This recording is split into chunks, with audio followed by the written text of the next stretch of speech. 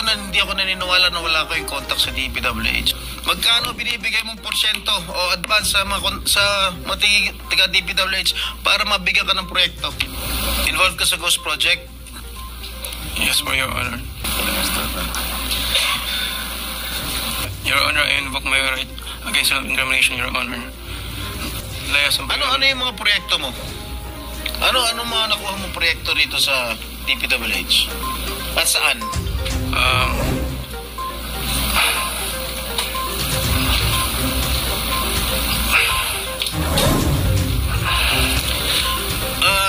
Mr. Arevalo, alam mo, malamig na malamig ulo ko ngayon, ha?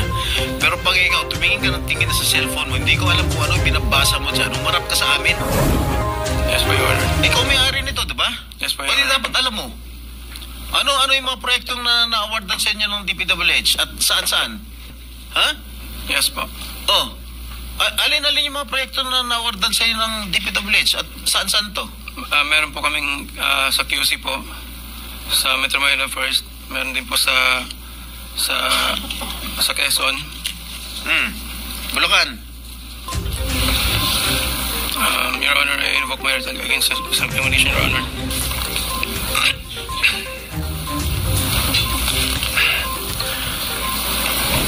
Minom ka ng tubig. Mr. Arevalo, kung 42 projects ito, 42 plunder cases ito eh. Kanina sinasabi namin sa inyo, kung nakikinig po kayo, makikipag-deal kami sa inyo na po pwedeng hindi na kayo ipoprosecute criminally, magturo na lang kayo. Kasi sa palagay namin, hindi kayo ang most guilty. Kapag nakapagturo po kayo ng mga kasangkot talaga dyan, na talaga sila naman ang talagang talamak na sa paggawa nito, anong malay ninyo? Baka imbes na criminal prosecution, wag na yon, bayaran nyo na lang ang gobyerno, pero magturo po kayo. Para meron po tayong kapuntahan talaga. Kasi kung ganito na lang tayo ng ganito, ikutan ng ganito, mapipilitan po, puro plunder. Haharapin po ninyo 42 plunder cases. Oh, so that is not a legitimate bidding. Because dahil yung siyam na yon na naglalaban-laban sa isang award sa isang kontrata, iisa lang may-ari. So kahit sino doon, kahit sinong manalo doon sa bidding na yon, ikaw ang panalo. Dahil sa'yo lahat yun eh. Correct? Opo. Opo. Naglalaban-laban. Opo. So pag naglalaban-laban yung siyam na korporasyon sa isang kontrata, at kung sino manalo ron, kahit isa sa siyam na manalo, sa'yo pa rin yun, ikaw pa rin ang panalo. Correct? Opo. So, Senator Erwin, Ang tanong, very brief lang, ma'am. Baka tayo ang sagot po dyan, Senate Pro Temp, nagbibiding-bidingan. Thank you, Mr. Chair. Madam Sara, tungkol sa mga kotse mo ulit, sinabi mo kasi sa interview mo na 4 na po yung kotse mo. The luxury cars. Ngayon, inamin mo, 28 lang.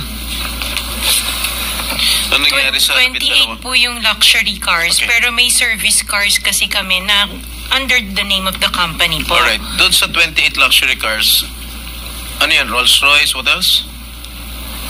Okay. Isa-isa natin. Magkano Rolls Royce? Kano bili mo sa Rolls Royce? I am not familiar. Oh, come on. Oh, come Nasa on. ano yata. Bumili ka na napakamahal na kotse, hindi mo alam kung magkano mo binili. No, I know the price. Oh, yeah. Tell us, Pero tell us. we did not buy this on a cash basis. Parang So, installment na how siya. much is the Rolls Royce? So the Rolls Royce was around parang 42. 42 million. Rolls Royce, isang kotse lang yun. What else? The Maybach. Maybach, Mercedes. How much? Parang nasa 22. Parang ganun. 22 million. How many Pwede pa Maybachs? natin pakita yung screen. Just Kaming one. hindi nakakaalam ng kotse na hindi na maalam kung ano yung pinagsasabi ninyo. Kayo siguro nagkakaintindihan kayo, pero kami ni Senator Erwin, hindi kami masyadong...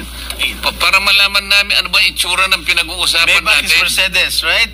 Oh, ilan ang Maybach mo? Meron ba? Isa lang po. Oh, ano pa? Yung Bentley, Bentley. Wow, magkano yung Bentley mo? 20. You purchased this brand new, all brand new. Yes po. All right. Ilang Bentley? Isa lang po. Oh, what else? Yung G63. What is that? G63. G63, ano yun? Benz. Benz? G63? Is that a sports car? Hindi po. G-Wagon. Wagon. G-Wagon. How much is it? Parang nasa 20 din yata. Ha? 20 din yata. 20 million. One vehicle only? What else? Yung Cadillac po. What kind of Cadillac? Yung SUV. Escalade? Yes. Magkano? Parang yan. Mga 11 yata po yun. Bulletproof? No. Isa lang. One white, one black. Dalawa. Both at 11 million each. Yung isa 8. Yung black. Long wheelbase? Yes po. What else? Yung GMC. What is this GMC? SUV rin to? Yes po. How many? Dalawa. Dalawa rin. How much each? Parang nasa 11 din yata siya. 11 million each. What else? Yung Suburban. Suburban. Ilan? Isa lang po. Pero I bought that here. Local. Bakit itong mga sinasabi mo? Sabi mo, binili mo sa local dealer dito. Oo, local dealer. Ay, ibig sabihin, importer. Pero this one sa casa binili yung Suburban po. Magkano? Parang nasa 3 lang yata siya nun. 3 million? Oo. Brand new? Second hand? Binili mo? Second hand? Tapos lahat itong mga luxury cars mo, yung mga Rolls Royce, Maybach, Bentley, Escalade, G63, pare brand new. Apa. Bakit bumili ka na second hand Suburban? Ano na siya yung lumang model? Hindi siya yung brand new model. Kaya nga, bakit ka bumili na second hand? Kasi yun lang yung available. Kasi that was the time, at that time it was pandemic. So that was the time na yun lang ang available niya. When did you acquire all these luxury cars? All at the same year? No po. When? Since 2022, 21. 2022? May 2021 pa po. 2021. So, ilang beses ka bumili ng kotse sa isang taon? Minsan sa isang taon, isa. Or kaya minsan 3 yung iba. Luxury? Opo. Kailan ka natuwa ron sa payong ng Rolls Royce?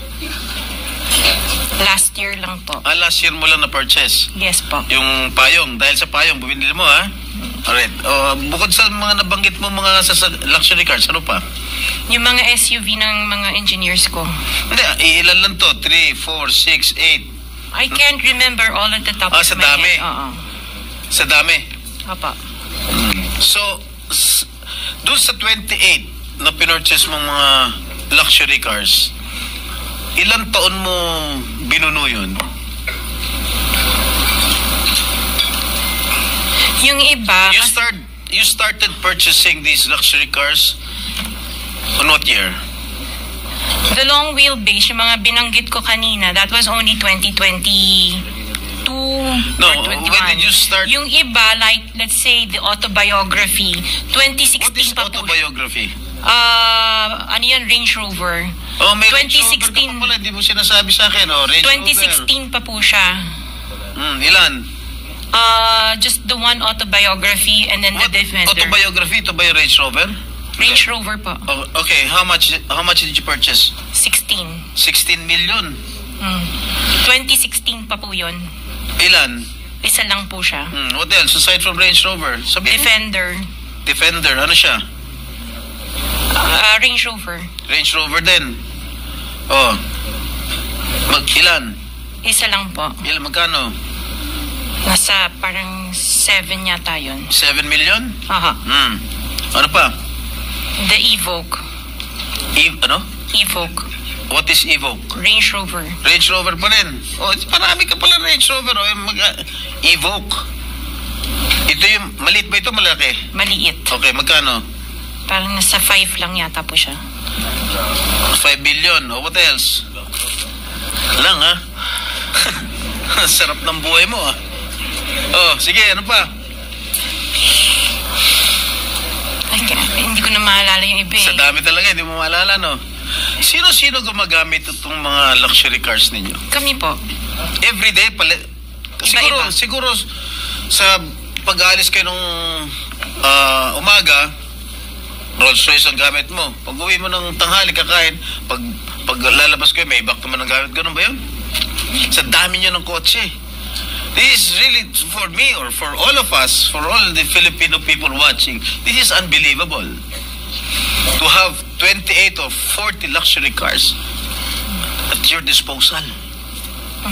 Ngayon lang ako nakarinig na isang tao, mag-asawa, na ganito, kadami ang kotse na mamahalin. Hindi na bala yung mga Fortuner, okay lang. Pero kayo, Rolls Royce, Maybach, Mercedes-Benz, Bentley, Escalade, Range Rover, ilan? GMC, Suburban, G63, di ko na nga naintindihan yan eh. Tapos pera ng gobyerno. O sabi ni Senator Soto, tapos pera ng gobyerno. Ano ba? Nasaan ang konsyensya nyo, madam? Isang tanong. Hindi ako naniniwala na wala kayong contact sa DPWH. Hindi kami naniniwala. Pati siguro si Minority Leader, hindi naniniwala wala kayong contact. Pati si Chairman, hindi naniniwala wala kayong contact. Ngayon, huwag ka tumingin tumingin ka sa akin. Wala naman nagtatanong dyan. Sino ba tinitignan mo dyan? Magkano binibigay mong porsyento o advance sa mga tiga DPWH para mabigyan ka ng proyekto? Wala po ako binibigyan sa DPWH po. Baka may ipakita ako sulat sa'yo. Mami ka na. Wala po ako talagang... Kasi hindi po ako nakikipag-transact with the DPWH. At the end of the day, pag nagsinungaling ka, ipapakita ko yung sulat. Mino mo. Di ba umabot hanggang 40%? Wala po ako, sa DPWH wala po akong kausap talaga. Sige, I will take your word for it. Pagka meron ako nilabas sa'yo mamaya, okay? Mag-isip-isip ka. Hindi ako nagbibiro. Wow. Mr. Arevalo, kanina, nandito ako kanina, umakyat na ako. Pagbalik ko rito, nakatungo ka pa rin. Sino ba talaga kausap mo dyan? Gusto mo yung mic? Wala po, Your Honor. Pero ka ba, abogado? Yes po, Your Honor. Ikaw may-ari ng Wawaw. Opo, Correct? Your Honor. Ano ba yan? Sole proprietorship, partnership, or corporation? Sold po, Your Honor. Sole, ikaw lang. Magkano paid up capital? Magkano capital mo dyan? Nung una po is 9 million po, 2017. 9 million. 2017 po, nag-start po kami. 17 po. 2017. Up to now. Hindi po. Sole proprietor pa rin hanggang ngayon. Opo. Okay. Paano ka naka-garner with 9 million as your capital? Paano ka nakakuha ng malalaking proyekto sa DPWH? Nag-start lang po kami nung 2019 po na may nagka-project po. 2019? Opo. Sino kausap mo? Wala po, Your Honor. Wala po. Wala kang kausap? Wala po. Okay. Involved ka sa Ghost Project? Your Honor, I invoke my right to self-incrimination, Your Honor. Ano nga? Pakiulit. I invoke my right for self-incrimination, Your Honor. Right to self-incrimination. What? Right to self-incrimination na sabi niya. Senator Jinggoy. Malinaw ba Mr. yung Chair, sinabi? pwede bang... Linawin muna natin yung sinabi kasi ang narinig ko, I invoke my right to self-incrimination. Against Against self-incrimination, Your Honor. Against it. Plus, Mr. Chair, dapat tumingin ka rin sa nagtatanong mo, Mr. Mo. Ay, mo ba tumingin sa amin? Huwag kang kausap mo. Lamesa yung kausap mo eh. Senador yung nagtatanong sa'yo. Harapin mo rin. Thank you. Anong pangalan niya? Arevalo.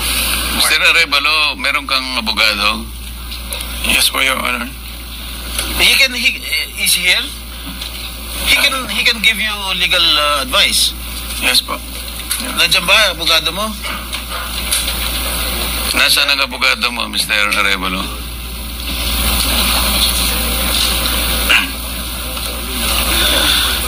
Nasagot ko po, Your Honor. May rights in favor.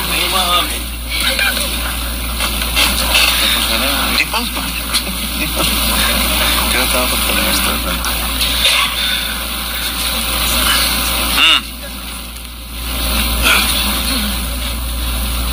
Oh, answer. Tingnan mo na, so may in-advisean ka na ng abogado mo, ha? Sir Arevalo, Are you involved in any ghost projects? Your Honor, I invoke my right against self-incrimination, Your Honor. Ilan taon ka na? 37 po, Your Honor. 37. Wow, bata ah. Bago ka pumasok sa mga kontrata sa gobyerno, ano trabaho mo dati? May mga, may nasa construction company po ng kamag-anak po. Kamag-anak mo? Gaano kalapit yung kamag-anak mo? Tatay mo ba yan? O pinsan? Tsuhin? Mga kamag-anak lang po, tita po. Kaya nga, sino ang kamag-anak? Wala yung kamag-anak. Tita po. Ha? Mga tita po. Tita mo? Nasa construction business? Opo. Tinuruan ka? First, naglayasan po muna po. Ha? Layasan po. Ano yung mga proyekto mo? Ano mga nakuha mo proyekto rito sa DPWH? At saan?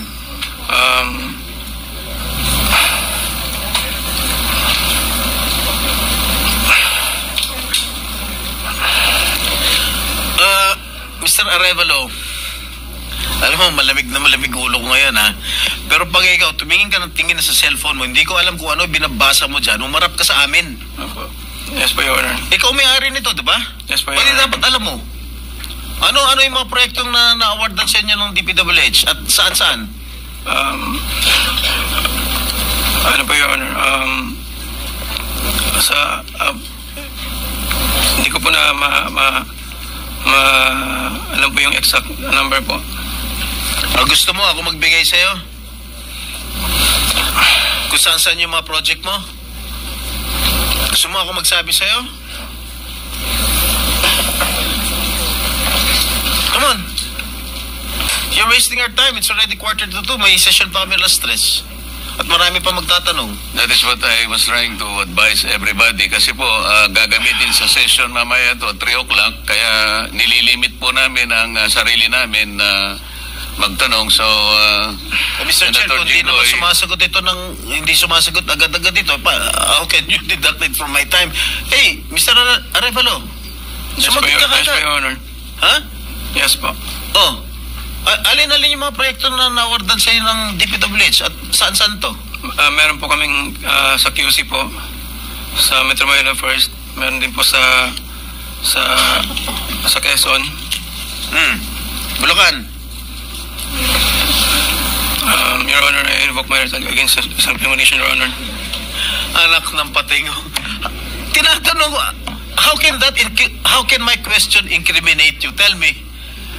Tinatanong ko lang saan yung proyekto mo? I invoke my right against self-incrimination? Sorry po, Your Honor. Ha? How can that incriminate you? Tell me. Pinapainit na yung ulan namin dito eh. may incriminate siya kasi nga, hindi niya may tuturo ko siya dahil ghost project siguro. Oh, Dahil po may mga usapin na may mga allegation po na mayroon nga pong anomalya.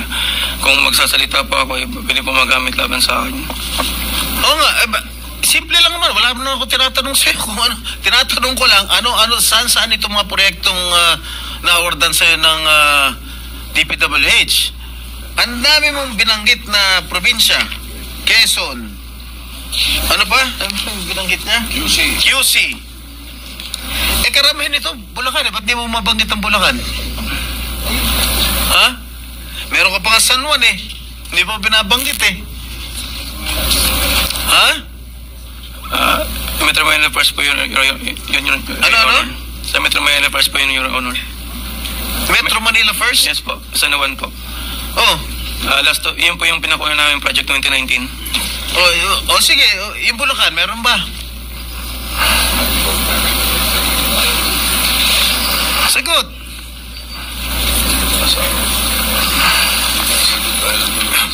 Your Honor.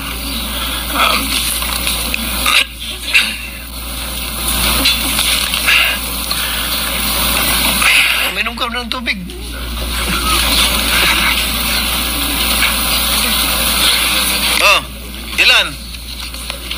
Ilan? Hindi ko pa sigurado, Your Honor. Oh, dito base sa record namin, meron kang 42 projects sa Bulacan. Meron kang 42 projects sa Bulacan. Yung bulk ng na-award na contract sa inyo ng DPWH, ang bulk mo nasa Bulacan. 42. Ha? 2 sa San Juan. 2 yata sa Quezon. Meron sa Ilocos Norte. Meron sa Caloocan. Meron sa Laguna. Yan, Bulacan lahat to. San Juan. Quezon City. Saka identical ang presyo, ha? Identical ang mga presyo dito. 77 million, 77 million, 72 million, 72 million. Sino ba? Bakit ganun? Oh, last and final question. Meron ba ng 42 projects above how much? Yeah, 42 projects sa Bulacan. Meron 90 million. Kaya nga, above 50? Yes, above 50 million. Lahat. So, Mr. Arevalo, kung 42 projects ito, 42 plunder cases ito eh. Kanina sinasabi namin sa inyo, kung nakikinig po kayo, makikipag-deal kami sa inyo na po pwedeng hindi na kayo ipoprosecute criminally, magturo na lang kayo.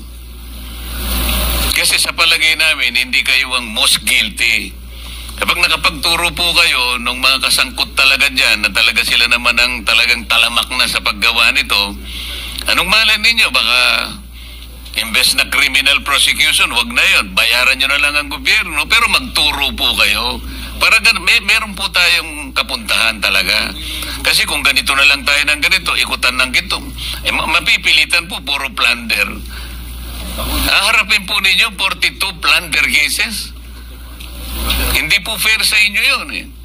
Alam namin, hindi lang kayo ang sangkot dyan. Marami ang kasangkot dyan. Kaya yung abogado po siguro nag-advise sa inyo kung nakikinig. Tingnan nyo rin po na maganda rin offer para sa amin ito. Makakatulong pa kayo sa bansa. Matigil na po ito. Meron akong papakita video. Ilang minutes yung video?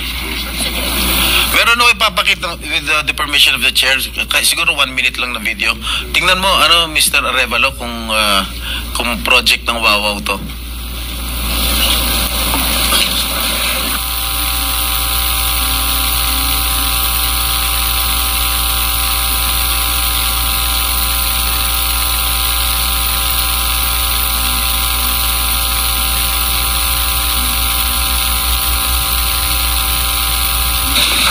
Familiar ka dito? Familiar ka, Mike? Hindi po, Your Honor. Hindi. Hindi ka nga talaga magiging familiar dahil ghost nga. Tama? Yan. Ang nakalagay dyan sa report, completed. Nakakubra ka na. Nabayaran ka na ng gobyerno. Pero, hindi pa completed. Tama ba, Miss Cabral? Are you aware of this? Ngayon lang po na nakita yung video, Your Honor. Na hindi kompleto, di ba? Pero bayad sila. Wala po akong nakikita. Sa Agonoy, Bulacan. So, hindi mo alam, Mr. Arevalo? Ngayon ko lang din po nakita yung video. Ngayon ko lang din po nakita yung video, Your Honor. Oh, talaga hindi mo makikita dahil hindi mo naman alam. Kasi nga ghost. Di ba? Alam mo, nag-iisip na ako kung isa-side kita yung contempt dito eh. Huwag mo lang ako subukan, please. Okay, babalikan kita next hearing ha. Miss Sarah? Mr. Chair, with the indulgence of the SP Pro Temp, interjection. Yes, Okay, provided it's very brief kasi Yes, kulang na very po brief, tayo Mr. sa Chair. panahon. Opo, very brief lang. Sabi nyo kanina, and salamat po sa SP Pro Temp at Mr. Chair. Sabi nyo kanina, Mr. Arevalo, na meron din kayong mga proyekto, ang Wawaw, sa Quezon City, sa pamamagitan ng Metro Manila First. Kasama po ba yon sa dalawa lang sa 254 flood control projects sa Quezon City na may koordinasyon sa LGU ayon kay Mayor Joy Belmonte? Yes po, Your Honor. Ayun yun. Yun din. Ano po yun, yung sa isa po, may letter na po dun for termination po. Letter for termination. Yun ba yung sa Barangay Mariblo sa Quezon City? 2 pumping stations na nagkakahalaga na 282 million pesos na magkaharap? I-check, yun po, ang di ko po masagot. I-check po namin, Your Honor. Sige po, pakipaalam nyo sa komite namin sa pamamagitan ng aming chair. Salamat, Mr. Chair at SP Pro Tem. Thank you. One last question. Oh, Mr. last Chair. question. Yeah, Mrs. Diskaya, meron bang pagkakataon yung siyam na pag-aari mo ng construction company, meron bang pagkakataon na sila naglalaban sa isang bidding, sa isang kontrata? Hindi po. Sigurado ka? Pag makakuha ako ng record sa DPWH na si St. Timothy, si St. Gerard, si Alpha Phi Omega, sino pa? Si Alpha and Omega and St. Gerard, hindi po sila nagsasali sa isang bidding. Pero yung ibang licenses, magkakasama sila minsan. And then, minsan naglalaban-laban yun, Sham? Yes po. Oh, so that is not a legitimate bidding. Because dahil yung Sham na yon na naglalaban-laban sa isang award sa isang kontrata, iisa lang ang may-ari. So kahit sino doon, kahit sinong manalo doon sa bidding na yon, ikaw ang panalo. Dahil sa'yo lahat yun eh. Correct? Tama? Hindi po, kasi ibibigay yung may-ari ng mga companies. Oh, sus. Kasi sabi I'm mo just lang, concerned with Alpha and Miss Omega. Diskaya, Opo. kanina, sinabi mo Alpha Phi Omega lang ang sa'yo. Opo. Nung tinanong kita ulit, in-enumerate ko lahat yung siyam na korporasyon, inamin mo sa'yo lahat yun. Oh, di ba? The records will bear me out. Oh, ngayon, ang tinatanong ko sa'yo, yung bang siyam na korporasyon na yun, Panglimang tanong na. naglalaban-laban ba sa bidding yan? Panglimang Yes, tanong po. na yan eh. Sabi mo kanina, last question.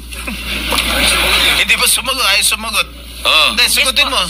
Opo, sumagot ako. Oh, Opo. naglalaban-laban. Opo. So pag naglalaban-laban yung siyam na korporasyon sa isang kontrata, at kung sino manalo ron, kahit isa sa siyam na manalo, sa'yo pa rin yun, ikaw pa rin ang panalo. Correct? Opo. Oh. Senator Erwin, very brief lang, ma'am. Baka tayo panahon na. Ang sagot po dyan, Senate Pro Temp, nagbibiding-bidingan. Anyway, matanong ko lang po sa COA, na-relieve nyo na ho ba yung inyong first district COA auditor, yung sa Bulacan, na nag-audit ng mga AFCOS project? Hindi pa. Hindi pa po, Your Honor. Bakit po hindi ninyo ba na-relieve? Nakipagsabuatan na po sa district engineer po natin since 2022. Bakit di po na-relieve? Sir, wala pa po namang ebidensya na nakipagsabuatan po yung... Wala pa pong ebidensya 2023. Sa Pangulo na nagsabi, pati Senator Ping Lacson nagsabi, anong gusto mo? Ebidensya? Your Honor, hindi po ako ang merong authority. I know that. That's why I'm asking you. Now, when are we going to see her relieved or him relieved? Ipapaalam ko po sa... Ipaalam niyo po kaagad, okay? Dahil wala akong kaming oras. Panghuli na lamang po, matanong ko lamang po ang MMDA. Kanina po, Mr. MMDA, sir, nagpresenta po si Ramon S. Ang natutulong sa flood control po natin. Siya po maglilinis dyan, libre. Ano po ang reaction po ninyo? Acceptable po ba ito? Itong pag-volunteer ni RSA para linisin ang mga estero natin para hindi na tayo bahayin kagaya nangyayari everyday pag umulan ngayon? Opo, tuloy-tuloy naman po yung coordination meeting natin. In fact, meron na po kaming ilo-launch sa Las Piñas po na cleanup drive po ng Las Piñas River. And katulong din po namin sila na mag-ayos po dito po sa may Rojas Boulevard. Nag-inspect na rin. Okay? Salamat po. So, thank you. 1 minute, Senator Bato. 1 minute, Senator... 10 seconds.